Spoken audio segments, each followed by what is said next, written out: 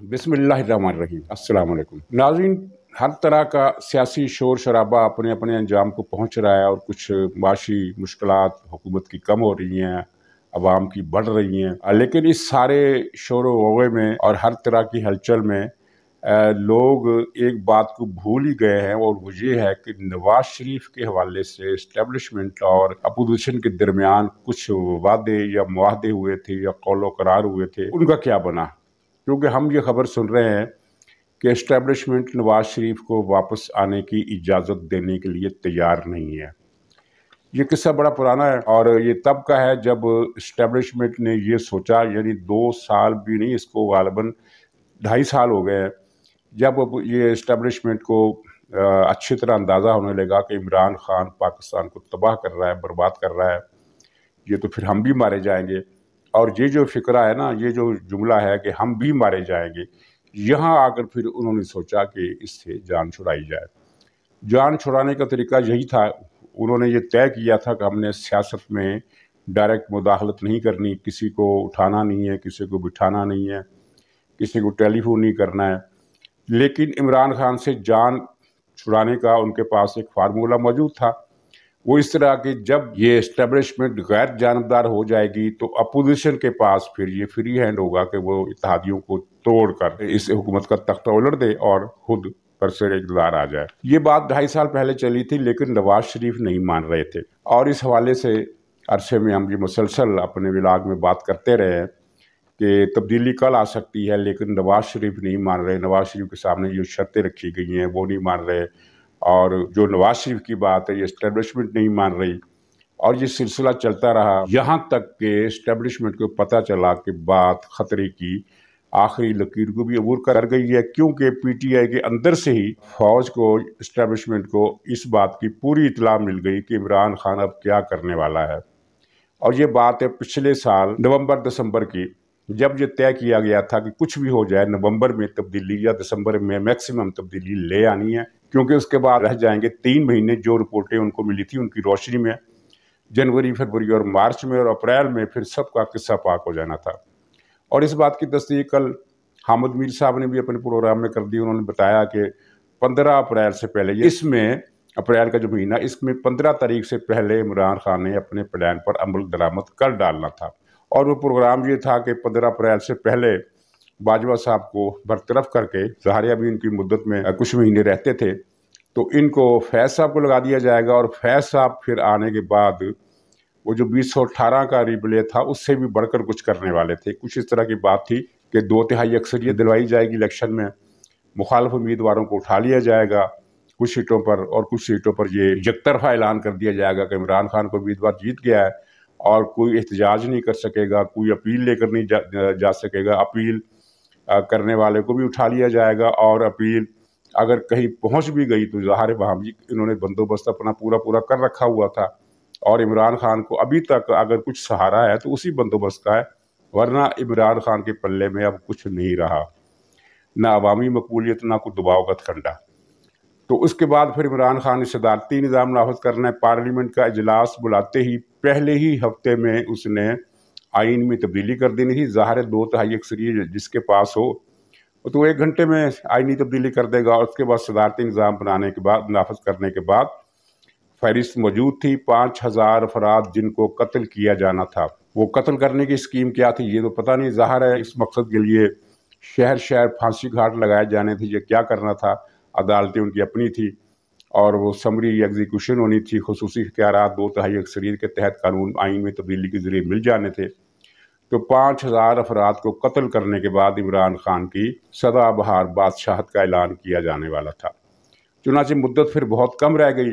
जब मुद्दत बहुत कम रह गई, यानी जनवरी, फरवरी, मार्च, अप्रैल, क्योंकि ये सितंबर अक्टूबर की बात है, तो जो कुछ उन्होंने करना था नवंबर दिसंबर के महीनों में करना था, उसके बाद इनके फिर इस्टेब्लिशमेंट के पास ज़्यादा रास्ते नहीं रह जाने थे और उसकी कुव्वत कमज़ोर हो जानी थी। चुनांचे फिर अफरा तफरी में नवाज शरीफ से रब्ता किया गया, एक आदमी ख़ास वहाँ भेजा गया लंदन में। यहाँ जरदारी साहब को आगे किया गया कि आप शहबाज शरीफ को मनाएं। शहबाज शरीफ मान गए, लेकिन नवाज शरीफ फिर नहीं माने। मामला लटकता रहा क्योंकि इस्टेब्लिशमेंट ये चाहती थी कि नवाज शरीफ और मरीम दोनों पाकिस्तान ना आए, हम हुकूमत शहबाज शरीफ को देने के लिए तैयार है। तैयार से मुराद ये है कि वो अदम एतमाद लाकर शहबाज शरीफ को वज़ीर आज़म बना लें। हमें कोई एतराज़ नहीं होगा, हम ना रोकेंगे ना सहूलतकारी करेंगे। हम सिर्फ ये करेंगे कि हम गैर जानबदार होकर बैठ जाएंगे, लेकिन अब ये तहरीक अदम एतमाद का मसला हल हो जाना चाहिए। तो जब देखा कि वक्त हाथ से निकल रहा है, तो फिर नवाज शरीफ से वादे किए गए, जिनका जिक्र मैंने भी किया और बहुत सारों ने किया। वो ये था, ये वादा किया गया था कि ठीक है, आपको जो सजाएं हमने दिलवाई थी एहतसाब अदालत से, वो जो कर्नल साहब आते थे और फिर वो फैसला लिख कर लाते थे और वो फैसला जज पढ़कर सुना देता था, वो सजाएं वापस हो जाएंगी।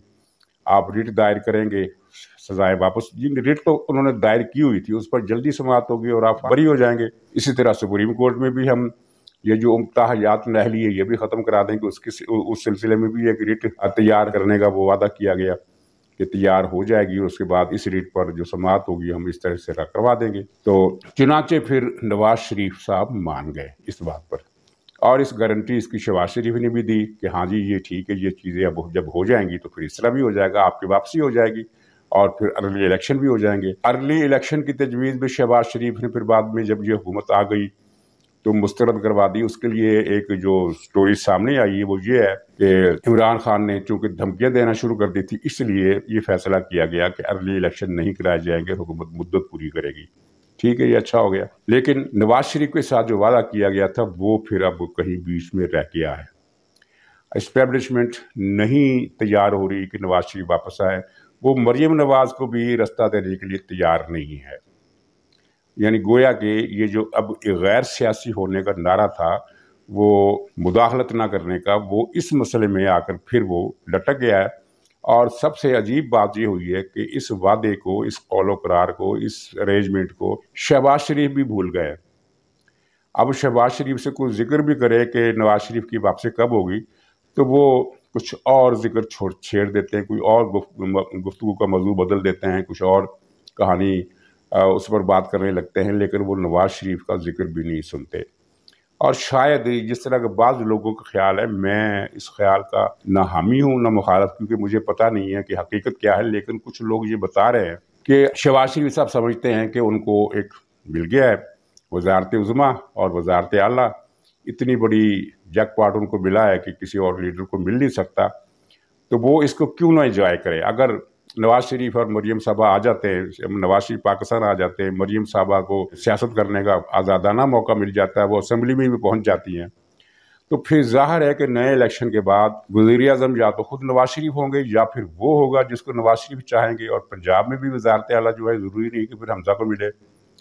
चुनाचे वो भी गैर फ़ाल हालत में वो भी इस स्कीम का हिस्सा बन गए हैं कि नवाज शरीफ को वतन वापस नहीं आने देना। और तख्तो ताज की जंग में भाइयों के दरमियान जो कुछ होता है वो हम माजी में देखते रहे, और ये वही सूरत हाल पैदा हो गई है जो उससे मिलती जुलती, कि जो बेनज़ीर भुट्टो और मुर्तज़ा भुट्टो के हवाले से पैदा हुई थी, क्योंकि बेनज़ीर साहबा नहीं चाहती थी कि मुर्तज़ा साहब पाकिस्तान आए। उनको अंदेशा था कि मुर्तज़ा भुट्टो कहीं लीडर बनकर उनकी जगह पर ना आ जाएं। अगरचे ये उनका अंदेशा इसलिए गलत था कि बेनज़ीर जिस हद तक जिस तरह की करिज़मेटिक लीडर बन गई थी, मुर्तज़ा भुट्टो उस सतह के, यानी वो क्या कहना चाहिए कि अवाम के लिए बहुत ज़्यादा पुरकशिश शख्सियत बेनज़ीर भुट्टो के मुकाबले में नहीं बन सकते थे, अगरचे उनका अपना कद काठ बड़ा हो जाना था। वो तो फिर ट्रेजिडी ये हुई कि जिन्होंने बेनज़ीर को शहीद कराया, बाद में उन्होंने फिर मुर्तज़ा भुट्टो को पहले ही मरवा दिया। इस तरह बेनज़ीर का बज़ाहिर तो बेनज़ीर के लिए अंदेशा का उन्होंने ये कर दिया, लेकिन उसका नुकसान बेनज़ीर साहबा को हुआ, क्योंकि उनकी हुकूमत के दौरान उनके भाई का कत्ल हुआ था, इसलिए उनकी मकबूलियत को बहरहाल कुछ ना कुछ धचका लगा, जिसे उन्होंने बाद में कवर कर लिया। जब उन्होंने कवर कर लिया तो फिर उनको भी शहीद करा दिया गया। तो अब ये मामला दो भाइयों के दरमियान इस तरह आ गया है कि नवाज शरीफ पाकिस्तान वापस आना चाहते हैं, शहबाज शरीफ साहब जो है वो अब इस बात को अनसुनी कर रहे हैं, और इसी तरह मरियम नवाज साहबा जो है वो सियासत में एक्टिव किरदार अदा करना चाहती है। और मरियम नवाज के साथ जो कुछ हो रहा है वो आप देखें, जब हुकूमत को मुश्किल होती है तो वो फिर उनको जलसे की ज़रूरत होती है, तो उस जलसे में मरियम को बुला लिया जाता है। लेकिन आखिरी तकरीर उनकी मरियम की नहीं होती बल्कि हमजा की होती है, यानी मरियम से फ़ायदा ले लिया जाता है लेकिन उनकी हैसियत को तस्लीम नहीं किया जाता। तो अब देखना यह है कि ये नवाज शरीफ साहब इसका तोड़ कैसे निकालते हैं। वैसे जनरल बाजवा साहब के बारे में ये सुनने में आ रहा है, और इमरान खान के भी ये ख्याल है कि नवंबर में वो हर सूरत रिटायर हो जाएंगे। इस तरह की रिपोर्टें भी आ रही हैं कि वो एक्सटेंशन नहीं लेना चाहते। लेकिन साथ ही ये रिपोर्टें भी आ रही हैं कि एक्सटेंशन के लिए बातचीत चल रही है, और अगर एक्सटेंशन के मसले पर रुकावट कोई पैदा हुई, कोई नफसियाती, सियासी या कानूनी, तो फिर उनको एक ऐसा ओहदा दे दिया जाएगा जो आर्मी चीफ के ओहदे से भी बड़ा ओहदा होगा। तो इस सूरत में तो फिर लगता है कि नवाज शरीफ की वापसी और मुश्किल हो जाएगी। वरना दूसरी सूरत में अगर कोई चेहरा बदलता है तो ये इस बात के इम्कानात बहुत ज़्यादा हैं कि वो माजी की पॉलिसी ख़त्म कर दी जाए, और जिस लीडर का जितना हिस्सा है अवामी मकबूलियत में, अवाम की राय में, वो अपना हिस्सा वसूल करे। लेकिन यहाँ ये चीज़ हो रही है। बहरहाल अब ये देखने की बात है कि शहबाज शरीफ साहब क्या तय करते हैं, इसलिए कि अगर नवाज शरीफ को वो माइनस कर देते हैं तो फिर सियासत में उनका मुकाम ज़बरदस्ती वाला रहेगा। ज़बरदस्ती से मुराद ये है कि उनका कोई इत्तेहादी नहीं टूटेगा, क्योंकि इत्तेहाद तोड़ने के लिए कोई खून नहीं आएगा, वो अपनी मुद्दत आसानी से पूरी कर लेंगे। लेकिन मुद्दत पूरी करने के बाद जब नए इंतखाबात होंगे, ज़ाहिर इंतखाबात तो होने, और मुद्दत पूरी करने का मतलब ये है कि अगले साल अक्टूबर में इंतखाबात, और अगर बीच में कोई ऐसे हालात मस्बत या मनफी पैदा हो गए जिनमें हुकूमत ने यह फैसला किया कि हम अर्ली इलेक्शन में चले जाते हैं, जो भी सूरत हो, तो इलेक्शन की सूरत में मियां शहबाज शरीफ अवामी सतह पर कोई वोट बैंक को एक जगह इकट्ठा करने की पोजीशन में नहीं होंगे। ये बात तयशुदा समझिए, क्योंकि अवामी वोट जो है वो नवाज शरीफ का है। अगर जब भी सर्वे होता है तो इस वक्त जो सर्वे आ रहे हैं उसमें भी नवाज शरीफ नंबर 1 है और शहबाज शरीफ बहुत पीछे है, बहुत ही पीछे। यानी मतलब ये है कि वो कहना तो नहीं चाहिए, लेकिन अगर वो नवाज शरीफ से अलग होते हैं तो उनकी जमात काफ लीग से भी छोटी जमात होगी। काफ लीग वैसे अपना एक्सपायरी डेट गुजार चुकी है, अब इसका वजूद अब अमलन नहीं रहा। तो चौधरी परवेज लाई के साथ जो होना है, जो हो रहा है, वो बहुत ही बुरा है। और 1 महीने के अंदर अंदर आप देखेंगे कि इनकी स्पीकरशिप भी ख़त्म हो जाएगी, और उसके बाद ये शायद सियासत खुद ही छोड़ दें। अगर खुद ना छोड़ी तो वो जो तहरीक खाकसार के आखिरी ज़माने में एक लीडर साहब का बयान महीने में एक मरतबा अखबारात में आ जाता था, सुबह 2 पर छप जाता था, लेकिन तहरीक खाकसार कहीं मौजूद नहीं थी, सिर्फ उसका एक लीडर मौजूद था। अल्लाह उनको मग़फ़िरत करे, अब मरहूम हो गए। तो परवेज़ इलाही का हाल भी वही होने वाला है। तो उसके बाद पर परवेज़ इलाही काफ लीग जो खला छोड़ेगी उसको शहबाज शरीफ साहब पूरा करेंगे, इससे ज़्यादा वो नहीं कर सकते। फिर इस सूरत में वो आसिफ जरदारी का जो प्लान है कि 2023 के इलेक्शन में बिलावल भुट्टो वज़ीर आज़म बनेंगे, वो कामयाब हो जाएगा। इस सूरत में जो मैंने ये बदतरीन मंजरनामा पेश किया है, इस मंजरनामे में इमरान खान की जगह नहीं है।